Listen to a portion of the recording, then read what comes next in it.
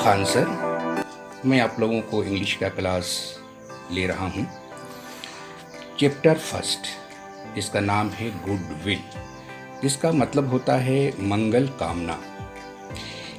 ये कविता जो है ये यजुर्वेद से लिया गया है। यजुर्वेद का मतलब होता है वर्शिप नॉलेज। इसमें वेद में पूजा की बारे में समझाया गया है, कहा गया है। हम आप जानते हैं कि वेद 4 हैं: ऋग्वेद, सामवेद, अथर्ववेद और यजुर्वेद। तो सबसे जो हमारा प्राचीन वेद है वो ऋग्वेद है। तो आइए हम लोग शुरू करते हैं अपने टेक्स्ट बुक से। This hymns is extracted from Yajurved, which is one of the 4 Vedas, Rigveda, Samaveda और अथर्ववेद। ये जो लिया गया है यजुर्वेद से लिया गया है। हाइम का मतलब होता है भजन। आगे है which are regarded as ancient books। ये जो किताबें हैं ये बहुत ही प्राचीन किताबें हैं। The date of the Vedas is contradictory. ये किताबों के बारे में किसी निश्चित समय का वर्णन नहीं है, कब लिखा गया है ये कहना मुश्किल है। लेकिन कुछ लोगों ने, फिलोसोफर ने, इतिहासकारों ने इसके बारे में कुछ अपने मत से उसके बारे में कुछ तिथि का वर्णन किया है, जिसमें बाल गंगाधर तिलक ने उसके बारे में 4500 बीसी कहा है, जबकि मैक्स मूलर ने इसे 2500 की और 1500 के बीच में उसको माना है। Vedas are the most ancient literary works of the world. वेद जो है संसार का सबसे प्राचीन ग्रंथों में से आता है। They deals with the deity, creation and existence। इसमें देवी देवताओं के कैसे अस्तित्व में आए, उनका निर्माण कैसे हुआ, ये सारा चीज़ें इसमें वर्णन हमें मिलता है।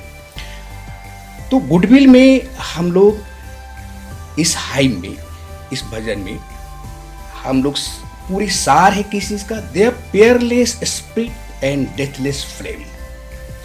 इसमें अनुपम आत्मा का और न खत्म होने वाली, जैसे डेथलेस फ्लेम का मतलब होता है नहीं बुझने वाला आग, लौ। तो इसका मतलब कि जो कभी आत्मा खत्म नहीं होने वाली चीज़ है, उसके बारे में इस कविता में वर्णन किया गया है। तो आइए हम अब कविता का पाठ करेंगे। मैं that by which wise men skillful in rituals and steady in assemblies perform their task, that peerless spirit that lies in all creatures. May that my mind resolve on what is good।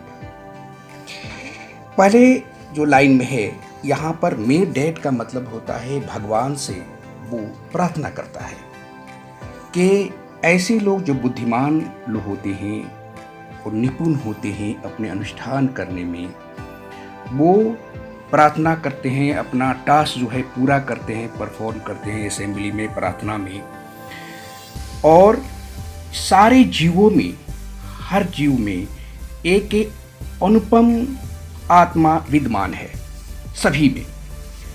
फिर आगे जो line में कहा गया है कि may that my mind resolve on that is, कहता है कि हे भगवान मुझे ऐसी शक्ति दे, ऐसे मेरे मस्तिष्क में अच्छे गुण, अच्छे विचार भर दे, ताकि मेरा संकल्प बहुत दृढ़ संकल्प हो जाए कि मैं अच्छे गुणों को अपने मस्तिष्क में प्रवेश कर सकूं।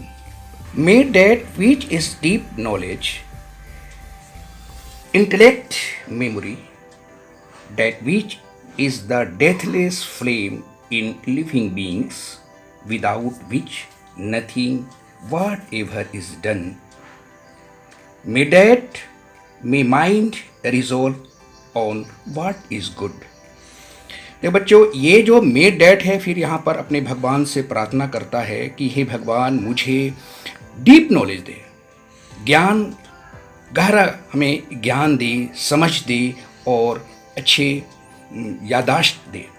ये जो हमारे हर जीव में ये डेथलेस फ्लेम है, मतलब कि अमर जो लौ है, न मिटने वाला न बुझने वाला ये आत्मा है। और कहता है फिर आगे कि हे भगवान, तेरे बगैर ये करना, ये सारा जो कार्य है असंभव है, नहीं हो सकता है। और तुम मुझे अच्छे गुण, अच्छे विचार और अच्छे संकल्प मेरे दिमाग में डाल दे। May that which guides men like a good charioteer, who controls fleet-footed horses with the reins, that which abides in the heart, most swift and active, may that my mind resolve on what is good। ये पंक्तियाँ जो हैं, अंतिम पंक्तियाँ हैं, इसमें तुलना किया गया है एक सारथी से कि जिस तरह से सारथी जो है घोड़ों पर अपना कंट्रोल करता है, पूरे लगाम को अपने हाथों में ले लेता है, तो